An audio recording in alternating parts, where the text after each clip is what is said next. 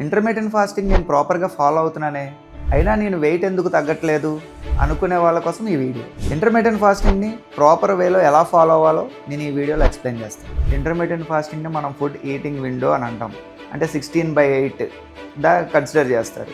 16/8 అంటే 8 అవర్స్ మనం ఫుడ్ని తీసుకోవాలి, 16 అవర్స్ మనం ఫాస్ట్ చేయాలి. సో ఇనీషియల్గా మనం ఎప్పుడైతే ఫుడ్ టైమింగ్స్ అనేది రిస్ట్రిక్ట్ చేసుకున్నామో ఇనీషియల్ వెయిట్ అనేది చాలా స్పీడ్గా డ్రాప్ అయిపోతుంది.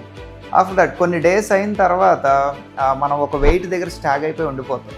ఎందుకు అని అంటే మన ఆ ఈటింగ్ టైంని మన బాడీ అడాప్ట్ చేసుకుంది. సో మెటబాలిజం కూడా స్లోగా తగ్గుతూ వస్తుంది. ఇఫ్ ఇన్ కేస్ ఎప్పుడైనా మనం ఎక్సెస్ మీల్స్ తీసుకున్నప్పుడు స్ట్రైట్గా దాన్ని ఒక ఫ్యాట్ కింద స్టోర్ చేసేస్తుంది బాడీ.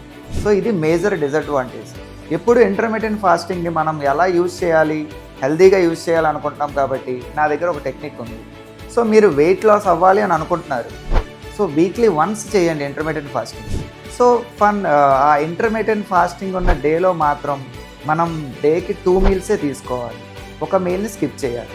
సో ఆ స్కిప్పింగ్ మీల్ అనేది మోస్ట్లీ నైట్ టైం పెట్టుకుంటే మన ఆఫ్టర్నూన్ 2తో మన విండోని క్లోజ్ చేసుకొని నెక్స్ట్ డే మార్నింగ్ బ్రేక్ఫాస్ట్తో విండో అనేది ఓపెన్ చేయాలి.